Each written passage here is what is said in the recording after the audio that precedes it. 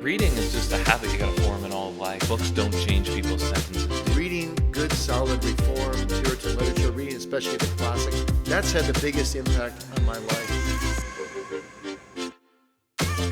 Well, g'day and welcome to another Reformers Bookcast. It's great to have you with us again here in our little bookshop in Sydney. And if you are just tuning into the Bookcast for the first time, or if you've been listening for a while, please do jump on and subscribe to either our YouTube channel or like our Facebook page so you get the videos, or subscribe to the podcast on your favorite podcast app. That'd be great. And share it with your friends if you found it helpful. Today we have with us Cassie Watson. Thanks for joining us, Cassie. Great to be here. And we're going to talk about some Puritan works. But before we do, Cassie, why don't you tell us a little bit about yourself? Sure. I am at Maryland's Anglican Church. I've been there for about 7 years, and for the past year and a half, I've been doing MTS there, so a ministry apprenticeship, where I'm just basically doing ministry as an employee of the church, but trying to figure out whether this is something that I should be doing long term, and I just get to learn heaps on the job, so that's a lot of fun. Good. And what made you want to do MTS? Well, I'd been doing a variety of different ministries at my church, and I thought that maybe this might be something that I want to do vocationally, and there was a lot of things that I really wanted to do at church, but you know, when you have a job, that makes it a bit hard. So I really wanted to set aside those 2 years and really just be focused on ministry and be able to sort of dip my toes in that and learn on the way. So even if I don't do ministry, I've learned heaps and got equipped for just a lifetime of ministry in the local church. Great. Now, you write a bunch of book reviews for us. Yes. You enjoy reading. Have you always enjoyed reading? What got you into reading? Yeah, we've always been a very bookish family. Mm-hmm. My whole family loves to read. We used to go on family holidays when we were kids, and we'd all just bring books. And so we'd be in like hot springs or something, all sitting there reading. Sounds great. Everyone else just looked at us strangely. Always loved reading, always loved writing in some way. And so it's only been the past couple of years that I've really gotten into, writing book reviews and writing articles and things like that, just to help people grow in Christ. Because I found as I matured as a Christian, that was something that was a huge part of my growth. So I wanted to be able to do that for others. So did you grow up in a Christian family then? Yes. Yep. And so your parents reading Christian books to you as you were growing up? Or did you start reading Christian books later on in life? I remember we'd always, have family trips to go to the bookstore and buy a bunch of Christian books. Yep. And so, yeah, definitely that was part of our teenage years that I remember. Good. And lately, Cassie, you've been getting into the Puritans, so I hear. Yes. How did that happen? Yes, well, it was a few years ago, I think 2017, maybe 2018, that I saw Tim Challies, the blogger, has this series that he does occasionally called Read a Christian Classic with Me. Mm-hmm. And he just challenges people to read the same book with him a few chapters at a time, and then he writes articles based on the book.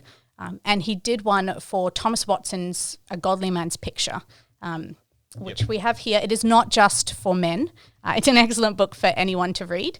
So I'd seen the post a bit late, so I didn't read it with everyone else, but I thought that looks great from the articles that he'd written.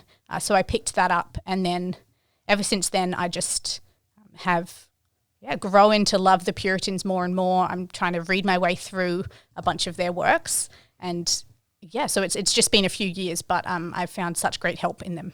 Amazing, because usually I think the picture of people who like the Puritans are stodgy old pastors or things like that. But it's good to know that even younger women can enjoy the Puritans and find their works helpful. What is it about them that you've found to be unique and so helpful as opposed to other Christian books? I think they just tend to get to the heart much more deeply. They're not Christian books that are telling you how to live, like giving you a to-do list that is just about doing these things and then you'll be a good Christian. It's really about our hearts and whether we love Christ and seeking to love him more and know him more, and for that to change everything about how we live. Yep. No, I agree entirely. And I mean, something that I've found too is that they they think differently to other writers. So where other Christian books are, very sort of focused on a particular topic and will give you. I mean, Christian books these days will often come at it with stories and trying to successfully appeal to us and help us to read. The Puritans tend to dig really deep and systematically and into different topics. I mean, even this one here, the Godly Man's Picture that you started with, he's working through in very thorough detail all of the attributes that make up a godly Christian, and showing you from the text and showing you how that applies into our life. That's very unique, I think. Yeah, and Dying Thoughts there. It's a smallish book for a Puritan, but the whole book is about one verse. Wow. Well, I mean, actually, most of their books tend to be like that, right? Yeah. Yeah. So you said this one's your favourite. One of my favourites. One of your favourites. Yes. Okay. What is it that you like about this one? Despite the kind of depressing title, I just think it's really important that we are thinking about death. Obviously, they lived in a time when death was very it's still real now, but they were much more aware of their own mortality. And I love that really changed how they lived. So this whole book is about, departing to be with Christ, but also knowing that while you've got life here, you've got work to do for him as well, and sort of wrestling with that and really just, thinking seriously about death and thinking about how that should change us now, not just, I guess, pushing it off or not wanting to think about it like I think we often do today. Yeah, that's definitely something that's so particular to the Puritans, is their view of eternity, their view that it's not just about this life, and enjoying the things of this life. And perhaps that's a difference too from modern Christian books, is that like our best-selling section in our bookshop is probably the Christian life. People want to know, how can I deal with the problems that I have? Whereas it almost seems that the Puritans were worried about that, and they did deal with those issues, but they had a greater view of, the book I brought along is some excerpts from letters of Jonathan Edwards, and he's writing to his kids at times who are sick, and he's just purely concerned with, do you know Christ? Look to him. He's the only friend you need, because he'll be there for eternity with you, and he can actually walk with you through death even. So they're just so tied up with this concept of eternity and ensuring that people are ready for it.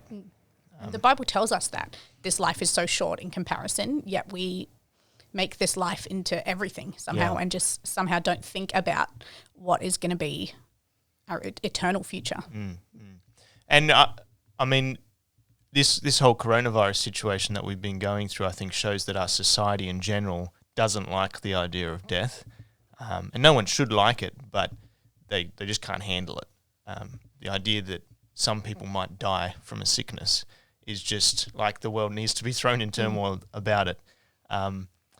Whereas these guys lived knowing that they were going to die. And really Christians should be people who can talk about death, can understand that we're going to die, and can have a great hope for eternity.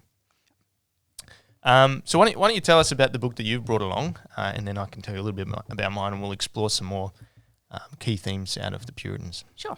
So I've brought Precious Remedies Against Satan's Devices. I thought the title was just normal and fun, and this is by Thomas Brooks. I read this one recently, and it's really just, like we're talking about, it's about holiness, and it's about living in light of what really matters, and living in light of loving Christ instead of loving the things of this world. So he presents this in a way that I think is very Puritan. They're often very organised with the way that they write. So he has set this out as different devices of Satan, so different sort of tools that Satan uses to try and either bring us to sin or to keep us from loving God, keep us from our Bibles, keep us from obeying God and doing what we should do. And he presents out these devices in a very organised way, and then gives you, here are the remedies against those things. And so he sort of goes device, and then 5 remedies, Yes. and then new device, and then another 10 remedies. And Yes, and the devices are sorted into sort of what he's trying to do, or devices towards a particular kind of person. So maybe those who are very wise and knowledgeable, what can Satan use against you to try and take you away from Christ? Yep. So I have you ever thought before of reading this book about how Satan tries to tempt you? It's not something we think about much today. No. I think, well, we underplay what Satan does in our lives still. But even if we're not thinking specifically about, Satan himself is trying to tempt me to this, I don't think we even think about why we're doing what we're doing necessarily. We just think, maybe this thing is wrong. I know I shouldn't do it.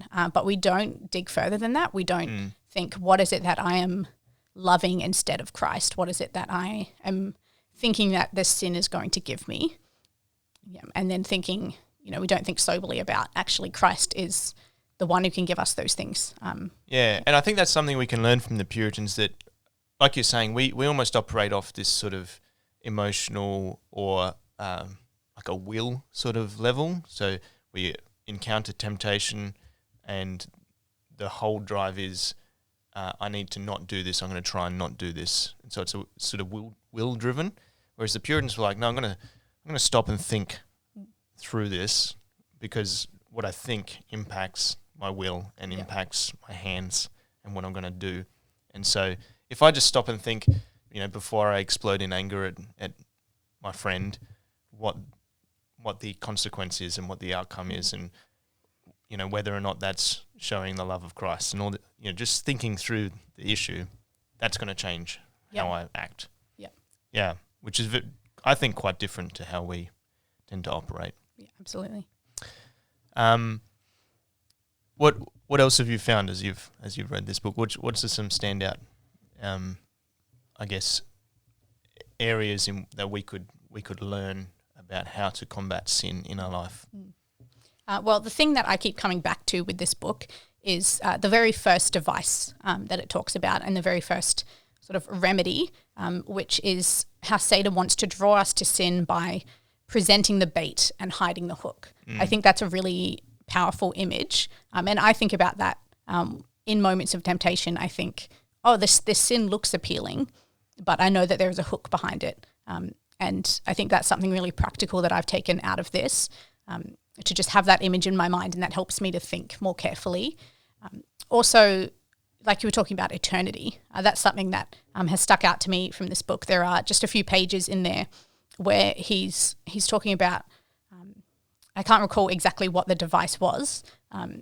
I think it was about sort of keeping us from obedience, or keeping us from our devotion to Christ. And one of the remedies was just to remember that even the joys of this world are so mixed, not just in that they end, although that's a big part of it, but there is so much sorrow in this world. We're in a fallen world. Nothing's actually going to satisfy us.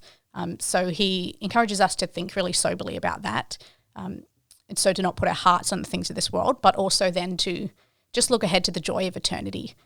And the way that the Puritans wrote was often so beautiful. So you're reading this and it just stirs up your heart to long for eternity and long to enjoy Christ there. And that makes you think, why would I want to do this sin when I have such joy ahead of me? Yeah, exactly. That's beautiful. Now just translating over a little bit to pull on some of those ideas a bit more. So the book I brought along is called A Sweet Flame.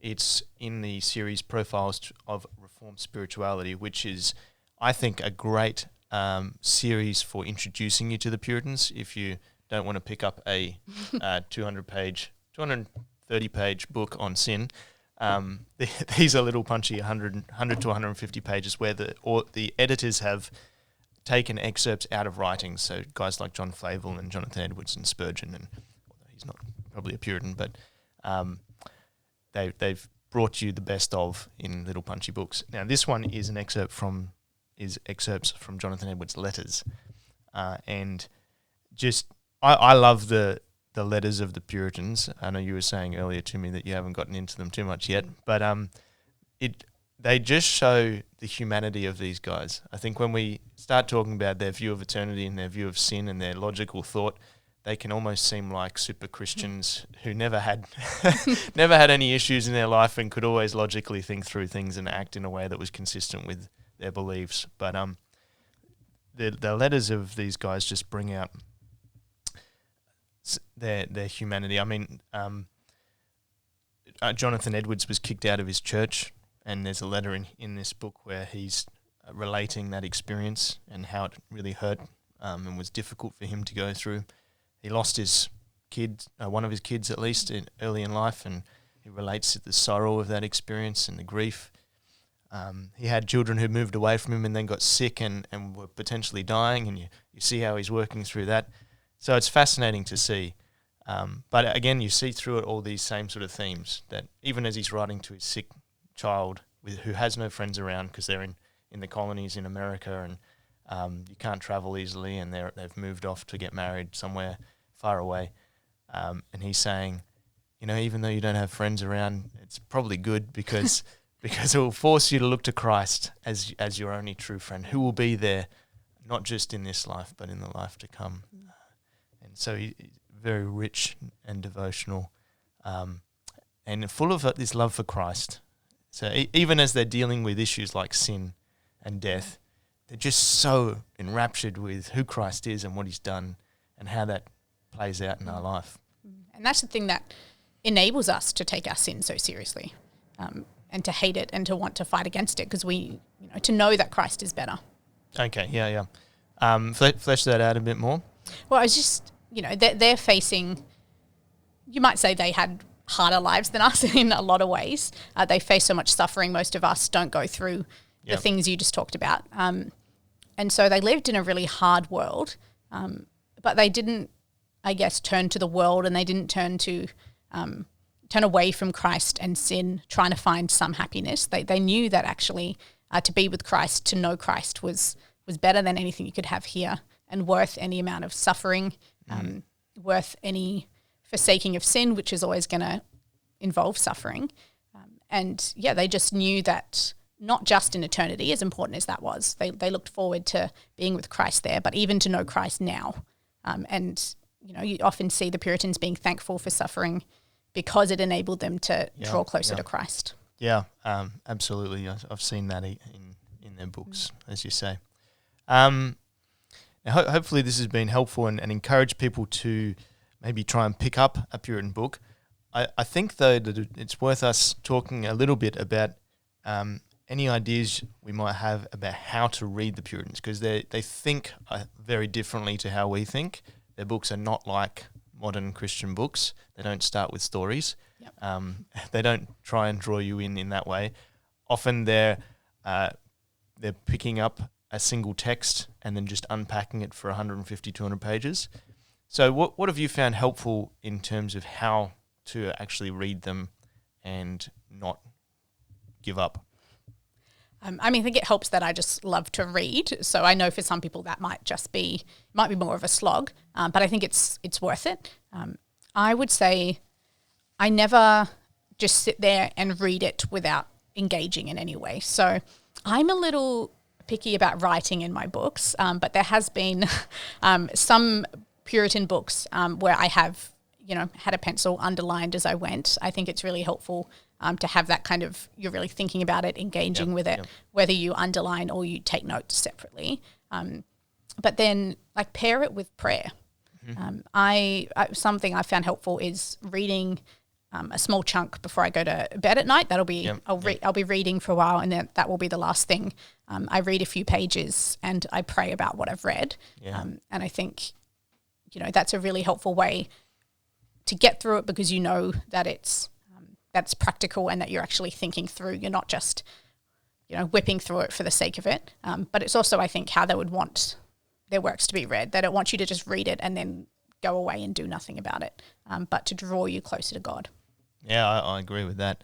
Some things that I think are helpful, finding some of their smaller books to start with. Yeah. So the Puritan Treasures for Today, or the Profiles in Reformed Spirituality, or some of the smaller, like Dying Thoughts, is quite a bite-sized little book to begin with. Don't try and start with the 16 volumes of John Owen. Yeah. And